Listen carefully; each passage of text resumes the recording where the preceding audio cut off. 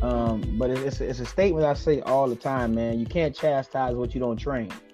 And what that means is oftentimes when your kids just see you as a dictator, but you ain't taking no time with them, that has an adverse effect later on, because they don't necessarily see you in a loving way.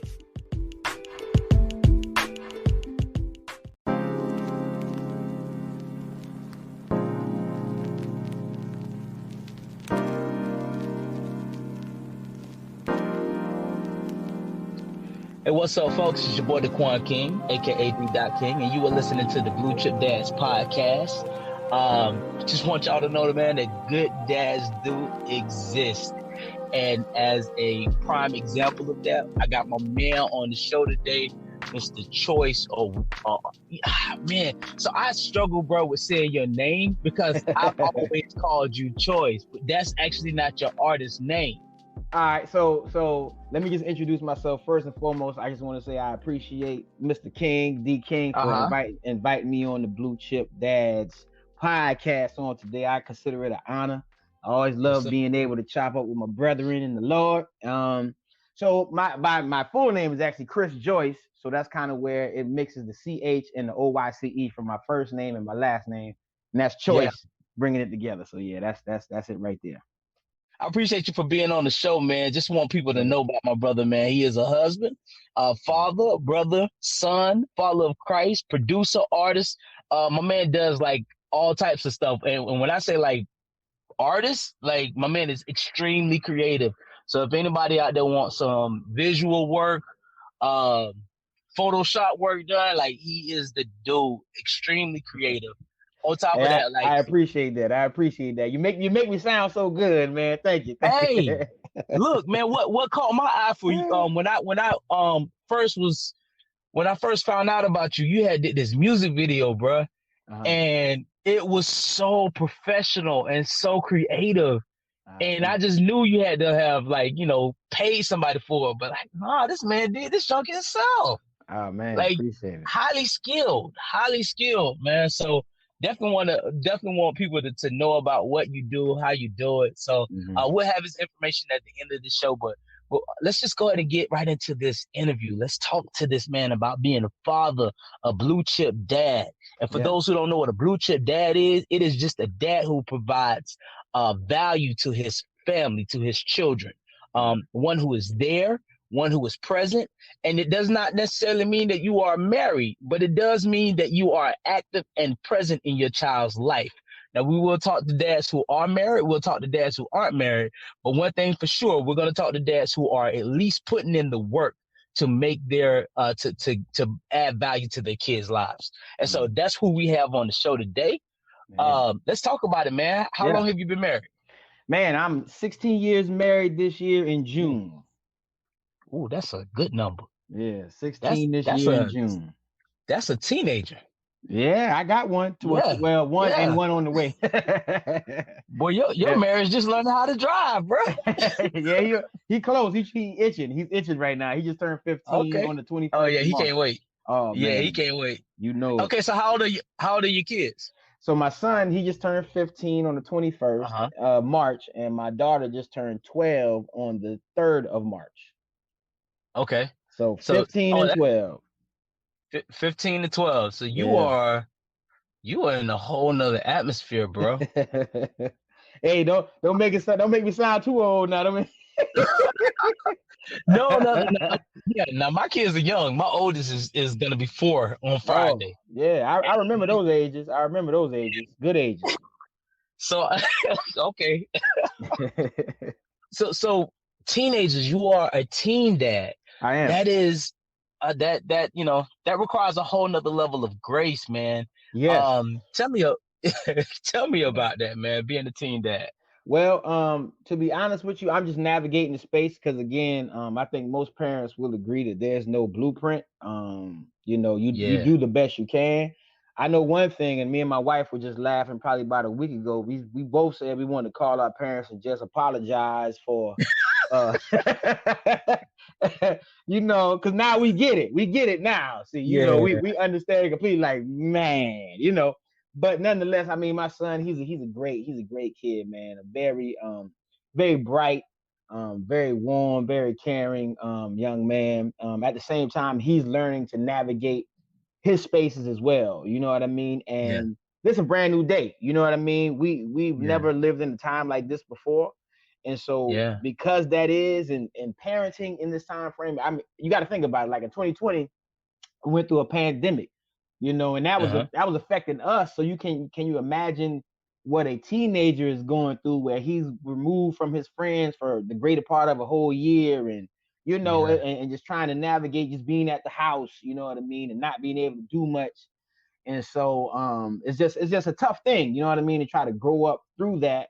And then they're growing into their you know, their ideas, and they're trying to frame their thought patterns and trying to, you know, just establish themselves as a person, you know, and yet we still have to be parent enough to guide them, but wise enough to allow them to figure out who they are at the same time. You know, you got to try to steer them, but you don't want to be overbearing. You know what I mean? It's like, because I'm in the music and because I'm in the, you know, different things.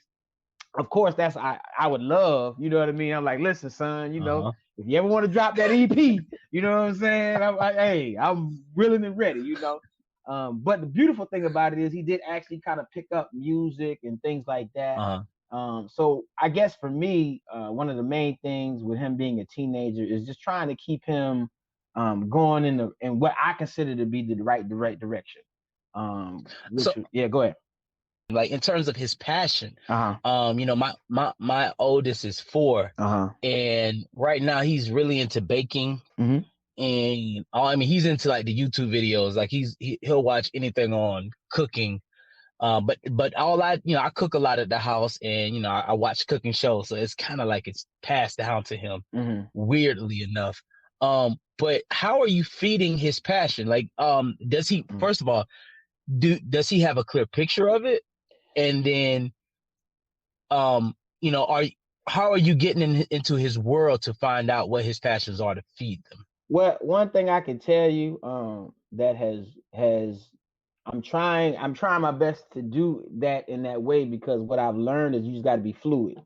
And what I mean by that is, because they're young and they're still trying to figure it all out, you may invest some money along the way that in your mind be like, man, I wish I would have known, you would have pivoted, you know what I mean, later on. But it's just one of those things where, man, you just got to be fluid, because you don't know until you try, you know what I mean. So a couple of years ago, he got into karate. You know, we started with the karate thing, you know, and then we went kind of into some sports. We did some basketball, and we did some football, you know, and now he's more passionate about music, as far as from the production side, and actually making clothes and stuff like that. So, you know, I've been there every step of the way. You know what I mean? He got involved in music. So all right. So we built him a little, built him and bought him a little studio setup this past Christmas.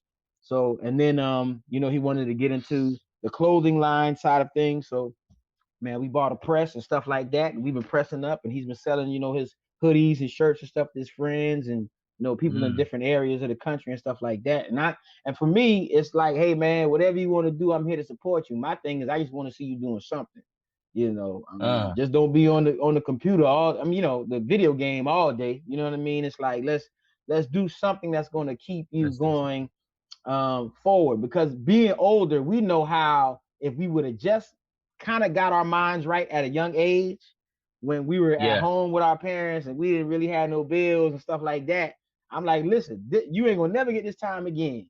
I said, so if you could possibly tap into your passion now, while I'm here to support you in it, you know what I'm saying? And by the time you're getting out of the house, man, you'll be set and ready to roll. You know what I mean? So I'm like, man, whatever you want to do, let's try to figure that out at the age you're at now, because you have years under your belt to hone that craft. You know, if it is production, all right, well, let's work on some production, because now you got another, 3-4 years, maybe even 5-6 years if he goes to college.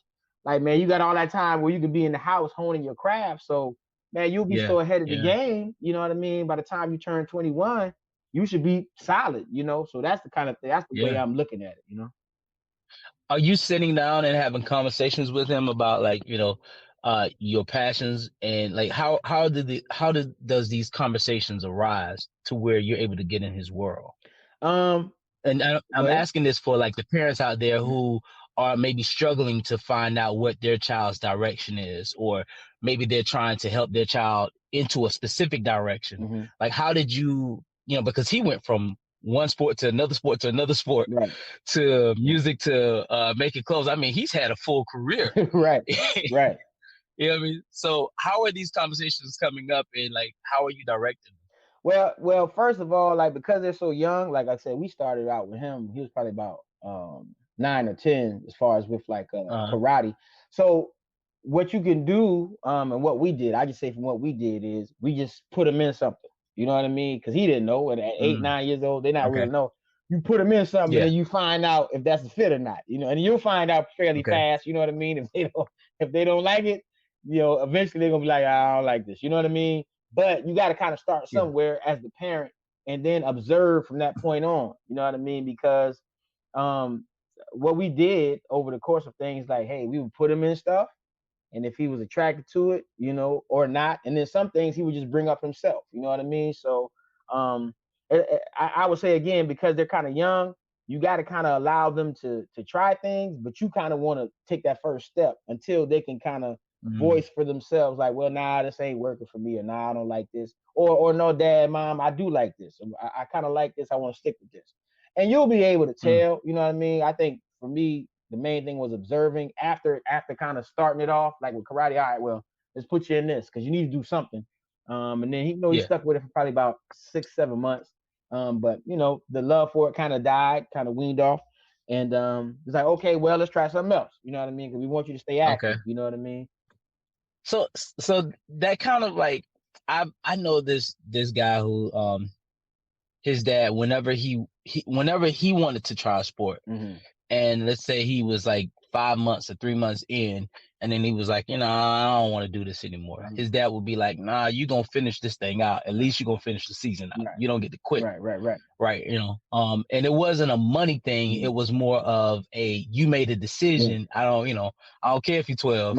You gonna follow. You gonna keep this commitment until you're done. Do you have that same mindset, or are you like, you know, okay, if you're not passionate about this, well, let's find your passion. No, I totally believe in that. It's like, now if we started this, we're gonna roll it till this season is over. I mean, that's everything we've done. Even when, like, let's say his last season in football, he wasn't really feeling it. Probably about halfway through, 3/4 through, I was like, well, you know, you got to ride it out till the season is over. We don't have to go back, but you're gonna ride the season out. You know, I definitely believe in that. It's like we got to finish what we started, because you want to show them the necessity in being a finisher. At the same time, you want to be fluid enough to be able to pivot, because that's what life is. You know what I mean? Sometimes you're gonna pivot down the road. You know, you might start one thing, it's like, okay, well, I kind of got into this. This is not going the way I thought it was gonna go. Let me stay true to my word. Let me finish what I said I was gonna finish. And then when that comes to fruition, then you kind of reevaluate and say, okay, let me do something different, because this is not exactly what I thought it was going to be. But yeah, you got to finish though. You got to finish for sure. Okay. Are you of the mindset, like, well, I mean, how do your kids? I don't want to put them out, but how are they in school? Man, to be honest with you, man, I'm blessed, man. My kids are a lot brighter than I was. In school, I was barely hanging on by a thread, Doc. You know what I mean?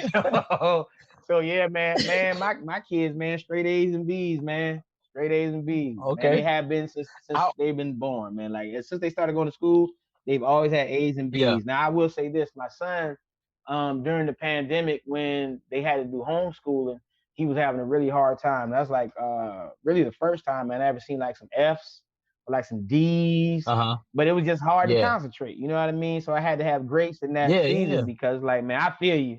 I need you to get this work done, but I feel you though. You know what I mean? Because it was just off for everybody. You know what I mean? So it's like, I feel you, but I need you to try your best to focus, you know. And then once he was able to kind of get back into school and get back in the groove, man, he's been A's and B's ever since. So I mean, I haven't had nothing to say. You know what I mean? Yeah, it's been a blessing, man. It's been a blessing. So how did you get your kids on that track? Because kids don't naturally just, well, I mean, I guess you can say kids are just naturally smart. But were you, like, when they were young, were you heavy on the books? Did you make sure that they read? Were you, what did you do at the early stage to make sure that they would have success at this stage? Well, honestly, I'm gonna be honest with you. I attribute that to my wife. She was really, really hands-on from that standpoint since they were kids. I know we had this it was these DVD sets that we used to have where it kind of teaches your baby to read early. I don't know if you ever seen them joints. Yeah. My Baby Can Read, Yeah. bro. I done been through all right, of right, them. Right. So we kind of started them off on in that lane. Kind of try to get them a little head start on some things, and man, they really kind of picked up on stuff pretty quick. Now one thing I have noticed though, having a boy and a girl, is like with girls, for some reason, man, they just good. You know what I mean? They just snap in. It's like a mental thing. They can just lock in. Not every girl, but mine in particular. My wife is the same way. You know what I mean? They like reading and books and all that kind of stuff. And us guys, boys, not all, but I'm saying for my family, my son's a little more like, like he's a little more free flowing in that sense, where he just needs to be, he has to be I don't say pushed, man, but he has to be inspired to lock in. You know what I mean? Because with him, he can do the work, and he's so bright. You know what I mean? I think sometimes he was getting kind of bored with it, where he'd be like, man, it's not really challenging me. So he'll kind of slack off a little bit. So you got to kind of keep pushing him a little bit, like, nah, lock in, get the work done. Let's get these grades right. Let's do this, that, and the third. And he'll do it. So it's just different strokes for different folks, man. Some people just adapt to it quick, like my daughter. And then with my son, he had to come around to it. And I mean, he has the ability to do it. It's just one of those things we kind of got to be on him a little more to get it done. But when he gets it done, he does a great job. Like, how do you get on him? Do you use motivators? Like, if you reach this goal, you get this. All A's, you get, $1,000. I wish. Well, I say with him, man. We kind of put it plainly, man. It's like, listen, life is smoother when you do what you're supposed to do.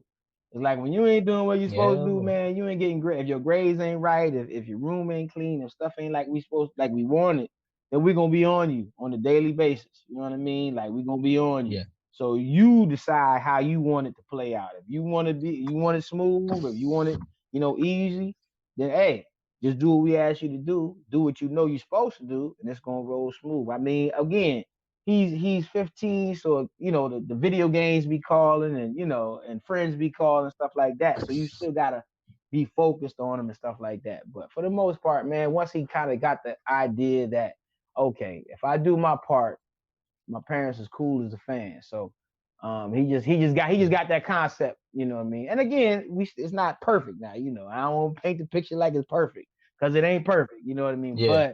But for the most part, man, he really gets the concept. Like I say, for the last couple of years, man, he's really been excelling in that arena, as far as just getting his work done, doing what he's supposed to do, because he knows the end result of that is, okay, if I want to do this, if I want to go here, if I want to, buy this thing or get this thing, first thing we always ask them, like, what should pull up your grades from the last week, because they have this thing where you can go on your phone now. It's called Power School, where you can look at all the grades by weekly, just weekly. You don't got to wait for the report card. All right, pull your grades up. Yeah. Let's what you do this week. If we see any homework missing, anything missing, something like that, like, nah, nope, we not. You know what I mean? Now stop right there. Let's not rush through this, because that right there, that's important, bro. That's a power move right there. Like you said, you're not waiting. He doesn't get to like coax, right? Coast for a couple months, and then all of a sudden, report card coming up. He's like, Dad, I don't really know. My teacher don't like me.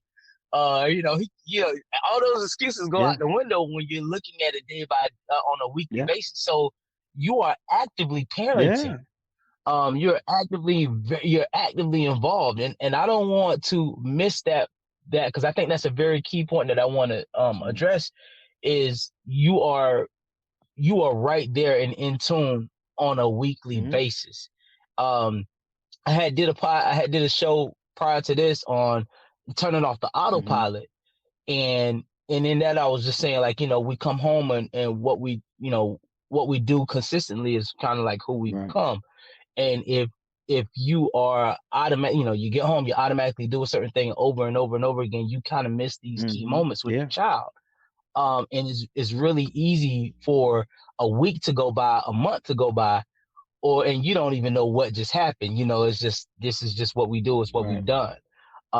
Just the same way, you're driving to work one day and on a daily basis, your route and your body. My grandmother used to say this. She said, your car know the road, but you don't.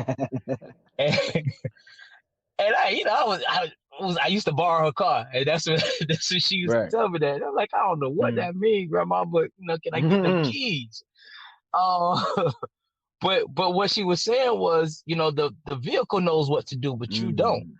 What you're doing is you're turning off the autopilot and you're saying, hey, look, we ain't gonna just make it to the end of this semester and then look at your grades. We need to know what's going on week by week by week. That is a perfect point, because I've been on both sides of the spectrum, and turning off the autopilot is very hard. But I reflect back on my upbringing. I reflect back on me at that age. It was a lot going on in my life at the time. At that time, my parents had just split. Probably when I was 13, my parents had got divorced and everything, and so it was just a lot of things going on. And at that particular time, my dad kind of fell back.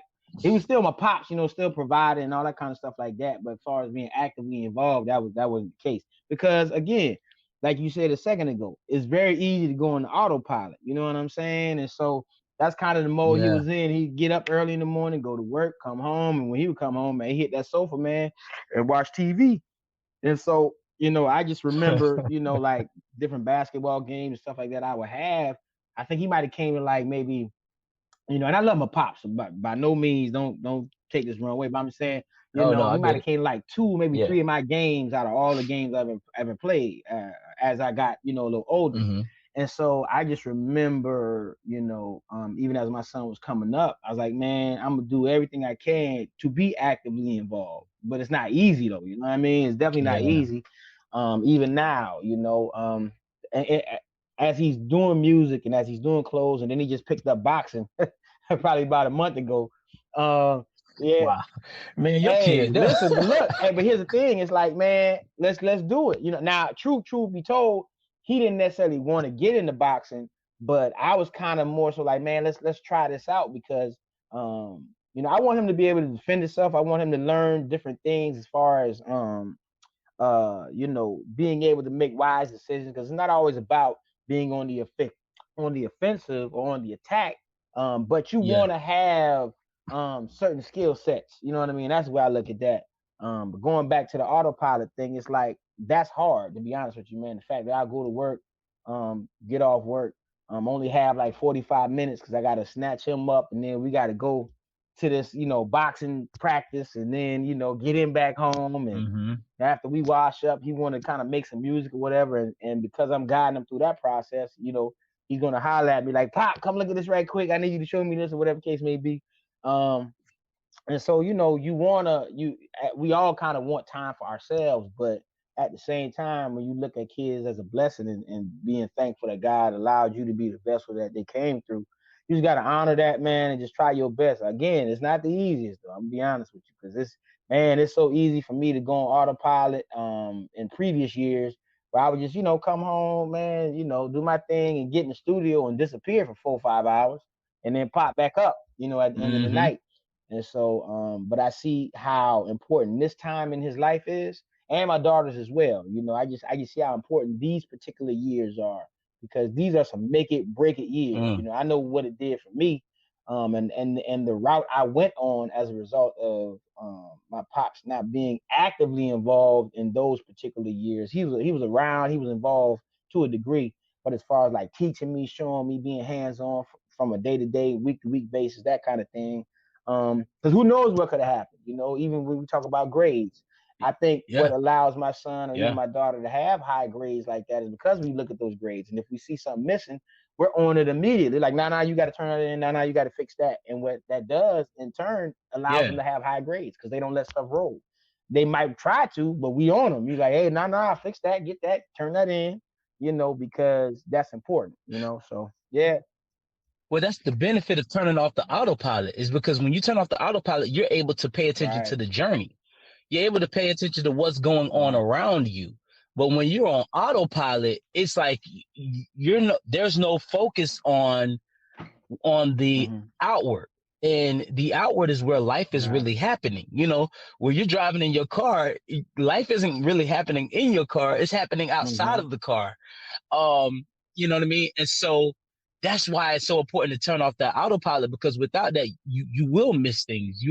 There's so much that needs to be caught. It's not just the grades, because, you know, if your kids are having bad grades, it may not be that they're not studying. It could be a social issue, a friendship issue, a bullying issue, a boyfriend, girlfriend issue, you know, and you can't tease those things out if you're not even looking for the fruit of those root causes. Very true. Very true. Yeah. So turning off the autopilot not just allows you to spend more time with your kid, but also to get into their world, to know where they are from moment to moment, week to week, day to day. And like I said, you know, dad will come home and get on the couch, and, you know, he's the moment, you know, when he's on the couch, he's not in your world. You know, I didn't really grow up with the dad, so I don't even have that experience. You know, I knew my dad, and, you know, we were, you know, we communicated from time to time. But it wasn't, you know, I should have him on one day. It wasn't that type of relationship. You know what I mean? What do you think you missed out on because of that, though? I mean, because you know what you're able to provide to your kids, and you was like, you know, God only knows. But I kind of wanted to drive this into maybe some dads who are on autopilot, or who aren't as present in their kids' lives right now, because we're seeing, one, the benefit of being present and being there on a week-to-week basis. You're able to address certain things with their grades, to help them progress from sport to sport to sport to business to boxing to, I don't know, saving the world. Right. No, I mean, hey, all that's actual. I say this. One thing that I always look back at, that I wish I was able to learn, and as I would see other kids, other dudes in particular, grow up, man, how their father would teach them about cars. I know that sounds like a weird topic, but man, you know, I never learned, and not every dad knows about cars, of course, you know what I mean? But just simple things, you know what I'm saying? Where, you know, like everything from changing a tire to all the other kind of stuff. I had to kind of learn that with the homeboys, you know what I'm saying? Stuff like that. Whereas, you know, I would see different, you know, kids and demographic of kids that I was coming up with. They're like, yeah, man, my dad showed me this and that kind of thing. Like, even now as a grown man, like, I'll be around other fellas, and they'll say certain things about different tools and stuff like that. Oh, man. And I'll be like, man, what you talking? You know what I mean? They're like, nah, you know, we used to do that every weekend out with dad in the shed and wah. And I'll be like, man, I don't know nothing. You know what I mean? I'm like, I don't know nothing you talking about. And they know, like, just something simple, like different tools and stuff. And I'm still learning stuff as a grown man, because I'm like, what? What does that do? What is, you know what I mean? And they're like, oh, you don't know such and such.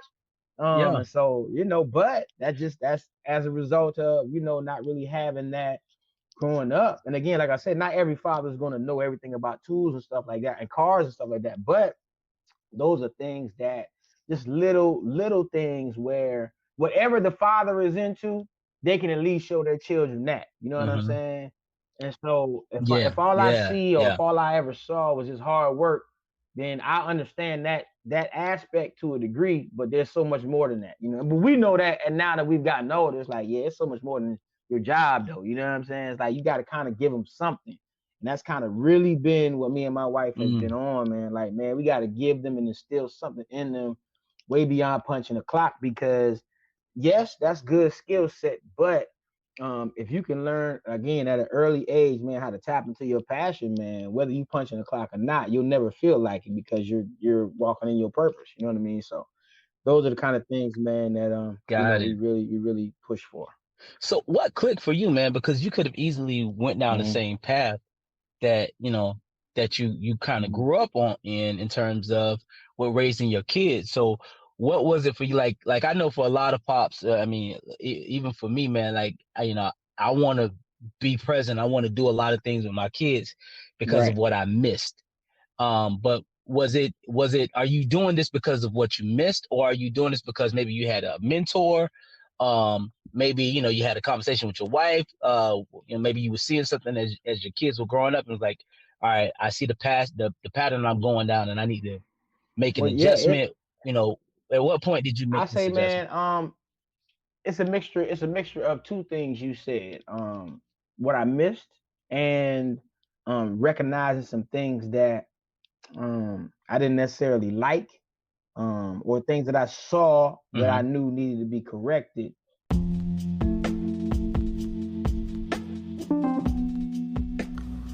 Hey guys, look, I am new to podcasting. So when I decided to get in the game, I needed an app that would work for me. And Anchor was that app. Not only does it allow me to record myself, but I can also record my guests by sending them a simple link. It's everything you need to record a podcast in one place. And on top of that, it's free. Like, free. Download the free Anchor app today, or go to anchor.fm to get started.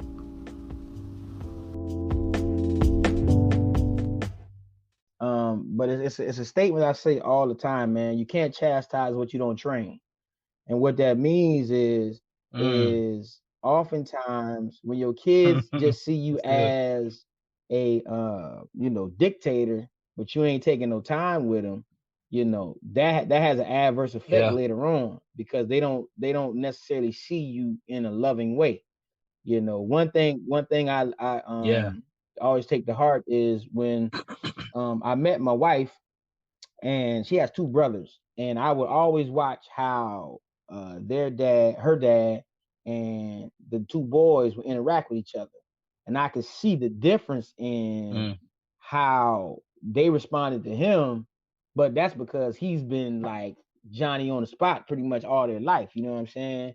And that was a good example. Of course, it came later on in life, because by this time I'm already grown.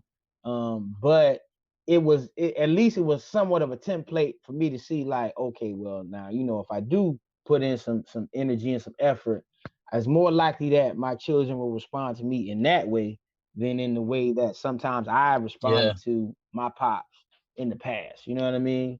I mean, it's never too late to get that type of mentorship, even though it kind of came late in life for me. But originally, like I said, it came as a result of me wanting to do what I was missing. Be there for the games, you know what I mean? Be there for the practices, be there to encourage, be there to push, you know what I mean? And me also seeing some behaviors that I'm like, well, now I need to go ahead and check that early. Let me go ahead and get involved early, so that way this doesn't run off the rails later on in life. You know what I mean? Because when you think back, and even you got friends, if you got friends now where, or even in the past, we kind of see where they kind of got wild and stuff like that. It just came as a result of people not really putting their hands on them early, and not necessarily in a physical way, but just actually touching their life in some kind of way. And especially your own kids, you know what I mean? Like, if you're going, and me being in the church and things like that, and dealing with youth and stuff like that, it's like, for me, I just don't even feel comfortable talking to nobody else's child, and I ain't talking to my own. You know what I mean? Like, how I'm supposed to train somebody else, man, and my house running crazy, and I even had to take a step back on a lot of things just to make sure my house is running correctly. You know what I mean? Because I'm not trying to let it just go get wild, Yeah. I mean, like they say, your family is your first ministry. You said about your wife's father and his relationship with his sons, and how that kind of inspired you or helped to direct you.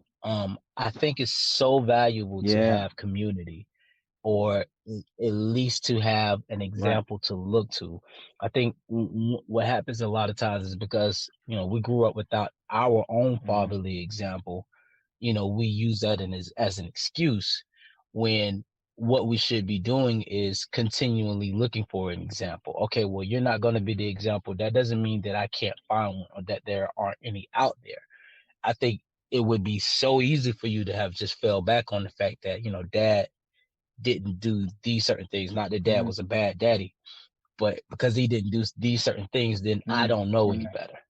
Right. And you know what I mean? And just allow that to be your excuse, and say, well, I'm better than my dad was. Right. And I think some fellas are doing that, you know, or they say, well, you know, my dad wasn't this, and so, you know, of course I feel like I'm doing good enough. You know, and so to continue to look for examples, or at least to acknowledge an example when it's in your face. I read a meme the other day saying that when you're a good black dad, you're not just a good dad to your kids, but you're also a good dad to their friends.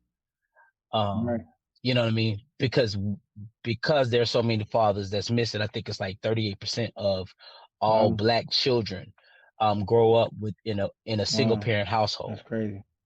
Yeah. You know what I mean? And the bulk of that is from missing fathers. So you think of 38%, bro. That is a hard starting point. You know what I mean?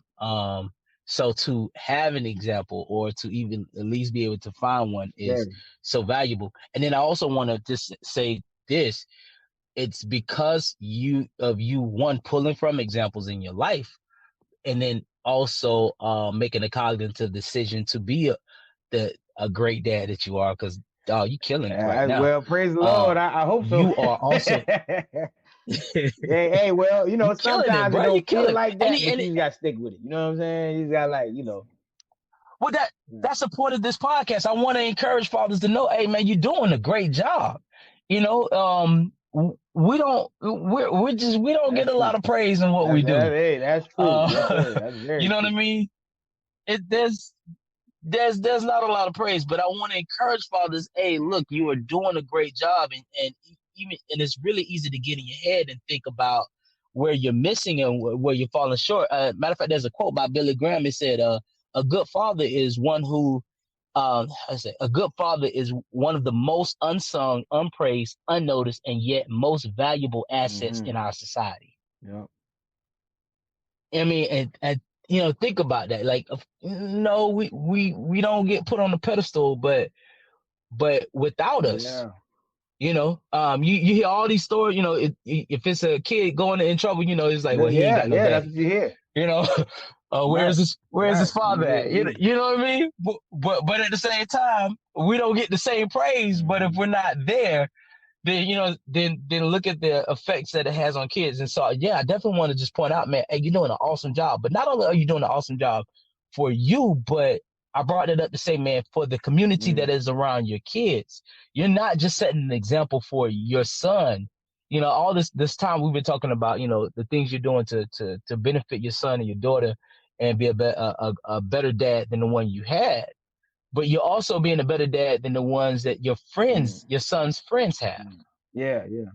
You know what I mean? So, like, I want to really encourage you, you know, especially in those times where you feel like I'm, you know, dang, I could be doing better. Or, you know, dang, I let my emotions get the best of me. Or, dang, you know, I should be spending more time.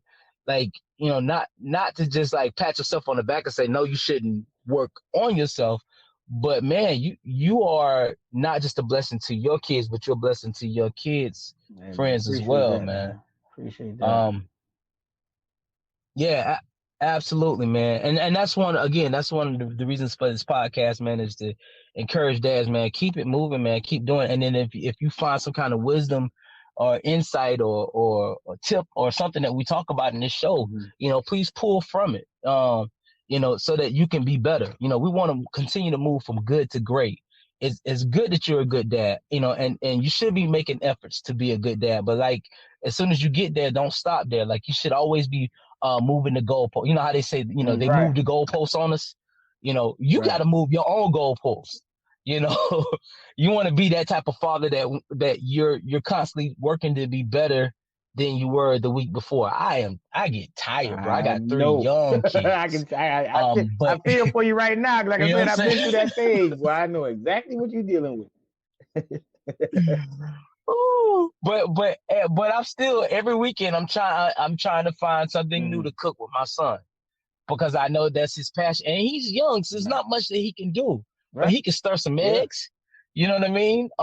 You know, we make cookies on weekends. We make cupcakes. We make cakes. We make pancakes, eggs. You know what I mean? Like we go in, and my 2-year-old, he just right behind him. My 2-year-old son, he's right behind. So he gets the stool and he stands up there and he's trying to get into it. And I'm tired, man, on those mornings, man. I don't really have a breakaway dad moment right now. There's no such thing right now. But it's so valuable to shaping his, and I want him to have those experiences to where he can look back and say, I did this with my dad. And I think that your son is going to have that, man. When he's 22, 24 or whatever, and he's faced with some hard, tough decisions, he'll be able to pull back and think of the times he spent with you. He won't make bad decisions because he'll know how it'll affect you because of the time he spent with you. So, bro, that's valuable, man. We haven't talked much about your daughter. Yeah, I'm a girl dad now. Welcome to the team. Yeah, man. That's yeah. Woo. She's she's still young, so I feel like I still got a little time to kind of get it together, man. But I'm gonna need a lot of wisdom, bro. I still need a lot of wisdom with my boys, but I feel like I'm gonna need a lot of wisdom with this girl. And listen, look, I'm still navigating that space too, man, because like I said, him being the older one, I have to kind of watch him just as much, you know what I mean? But then going into the girl dad thing, I'm like, oh my goodness, you know what I mean? It's like she getting taller now, she's growing into herself and her character and her personality and stuff like that. I'm like, oh my goodness. So yeah, man, just keep me in prayer, brother. Keep me in prayer. Oh, okay. I was gonna ask you the same thing, but I think it's a constant prayer thing. I think it's just like, we just need to be praying for each other on a constant basis, man. Hey, I'm starting this. It's gonna be called Blue Chip Dad Society, and it's gonna be on my Facebook group page. And man, it'll be an opportunity for us to come in there, man, and just kind of like put some discussions up. Hey, this is what I'm dealing with this week. Hey, what do you think? How can, get some wisdom, offer some wisdom, that type of thing, man. But yeah, Blue Chip Dad Society is going to be a community of fellas, man. Black, white, orange, purple, yellow, man. All of us are dads. We may have, we can relate a whole lot more to those who are the same race, but I want it to be open to all fathers, man. But yeah, I'll hit you with that link and I'll post it. Of course, it's going to be a private group, man, but I think it'll be a good place where guys like us who are girl dads who, you're at a different stage of experiencing right now. Everything for me is just overwhelming in terms of what might happen. You are overwhelmed in what is happening. But I read something that said fear is the worst misuse of your imagination. You know what I mean? So we have to make sure that we're not living in fear, especially when it comes to our daughters, because I think it's really easy to do so. And those open lines of communication will definitely help with easing those fears, man. So if you have, fear only comes about because you don't have communication or education in a certain area. Fear is really about ignorance. You know what I mean? So I have a lot of ignorance right now. Nah, hey, you doing good too, my brother. Let me just tell you, man, you making some amazing strides in the decisions that you've made, man, and just the way you've been committing to do. I mean, even what you're doing now with this podcast, man. Like people wouldn't. I haven't heard this before. I haven't seen this before, where you have a dad who's committed to his family and then wants to open that channel up to speak to other fathers and just have those conversations, because there's no blueprint in parenting. You know what I mean? So just to hear different people's perspective and things that they can glean from and learn from, man, like it's very needed, brother. Very needed. For sure. Yeah. As a matter of fact, I had an interview before this one, and it'll be posted on next Monday. But my man was Anthony Rashard Ray. He has another podcast called Dad Good Talk, and it's basically centered around fathers and their experiences with their fathers and how it relates to them raising kids, man. So very similar. But it's real, man. He gets deep. It's a really good podcast. So I encourage you to listen to it. But we on that show we talked about burnout, and when you're working a full-time job, he's in school full-time, and he's doing his podcast full-time, and he's doing this and that full-time, and at the end, and as men, sometimes people don't realize, especially fathers, we deal with stress and burnout too. We need that outlet. And if we don't have it, man, it comes out in the wrong way, and in frustration and anger. And so learning how to deal with burnout, learning how to take time aside and one, give it to God, but then two, how to meditate, how to pray, how to allow yourself to be human and not have to be super dad all the time. So I said that to say, like, this podcast is helping me, and that's one of the real reasons that I'm doing it, is because I have 3 young kids. I want to be the best father that I can be. And I like to ask questions. I want to know, how did you do what you're doing? Because I guarantee you, bro, that whole weekly report card thing, that's me. I'm gonna be doing that. I ain't even think about it. Oh, absolutely. Pull it up. How'd you do this week? Pull it up. Yes, you want to do what? Oh, okay. Well, let's talk. Let's see what the grades look like. Yeah. Because if I don't work, I don't get paid. You know what I mean? Yeah, exactly. I can't take a week off. Still letting them. Like, I need to see, bro. Let me see what you did. Yeah. Let's see what you put in these hours. Let's see what you put in, because it's not the time you put in, but what you put in the time. Okay, you went to school, but what did you do while you was in school? So let's talk about that. And then now we can talk about if you can get the car or have some cake. Yeah, all that. Yeah, man. I need to see what's going on in here. Hey, listen, man, I really appreciate you taking out the time to do this podcast, man, with me.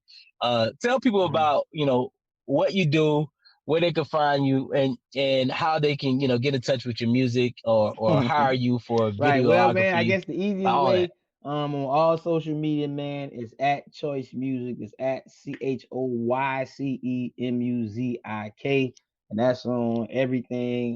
You can stop by the website, check out some music and some visuals.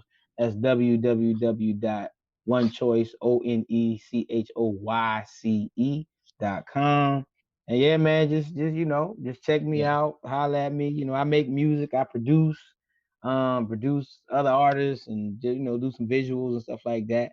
So yeah, man, I just try to stay busy with the talents I got, on top of being a dad and all the other stuff. So it's plenty, man. There's plenty that be going on, man. But we just trying to balance it all the best we can, and give God glory, man.